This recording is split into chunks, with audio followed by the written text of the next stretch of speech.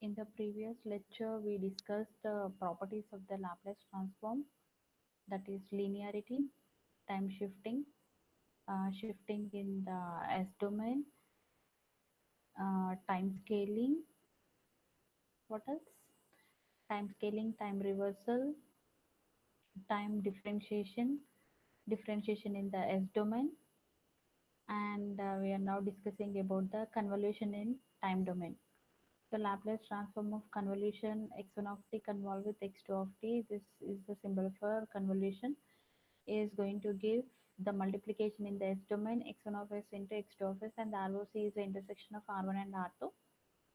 So the formula for the convolution of two signals is equal to minus infinity to infinity x1 of tau x2 of t minus tau d tau.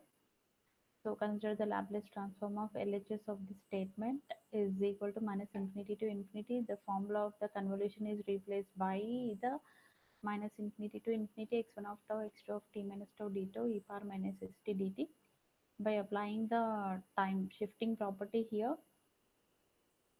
e power minus s tau x2 of s, you are going to get it's the multiplication of x1 of s and x2 of s. So the importance of the convolution property we are going to use for finding the response of any LTI system with the impulse response h of t is given. So for a given LTI system, we are providing the input that is x of t, and the LTI system impulse response is represented by h of t. Then the output of that LTI system is going to get by using the relation of convolution between the x of t and the impulse response h of t. So y of t is equal to x of t convolve with h of t. Apply the Laplace transform on both the sides. You'll get it as y of s is equal to x of s into h of s, where h of s is equal to y of s by x of s.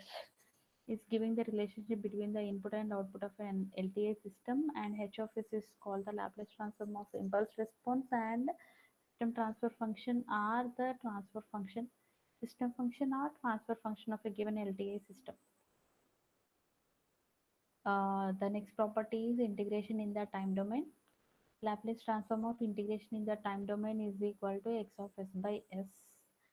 So for taking the proof of this theorem, we need to consider the convolution of x of t with u of t, unit step signal. So expand the formula of convolution x of tau into u of t minus tau d tau.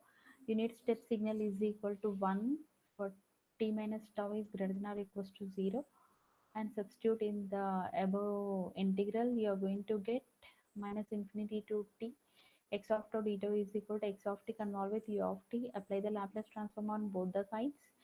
Laplace transform of convolution is the multiplication in the S domain x of s into u of s, that is the Laplace transform of step signal is 1 by s.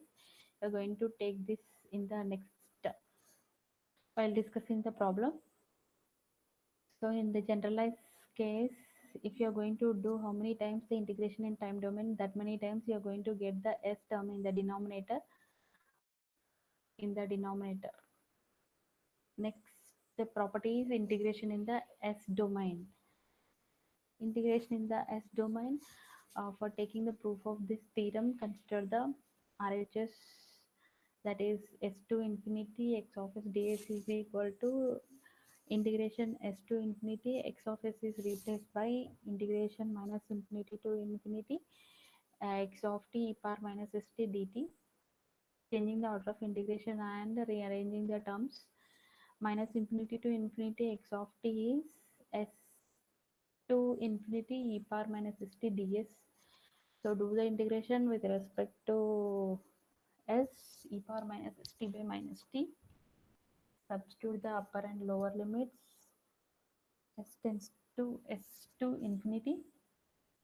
We are going to get the answer as x of t by Laplace transform of x of t by t is equal to integration s to infinity x of s ds. I think if you remember, in the Laplace transform in the time domain, if multiplied by t, I think you are going to get the differentiation in the s domain. But if the t is in the denominator, you are going to get the integration in the s domain. Next important concept we are going to discuss, it's a Laplace transform of a periodic function. So consider the Laplace transform of first cycle of the periodic function is represented as f1 of s. Then the Laplace transform of a periodic function with the fundamental period t is given by 1 by 1 minus e to the power of minus s into t into f1 of s. So the Laplace transform of first cycle is multiplied by this expression to get the Laplace transform of the periodic signal.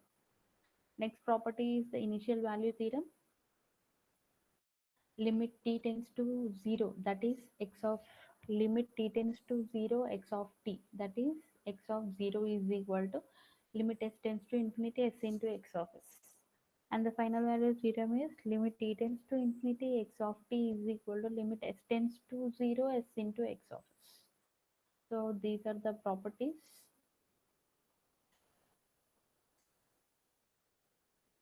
and we'll see in the next class the Laplace transform of some elementary functions. Thank you.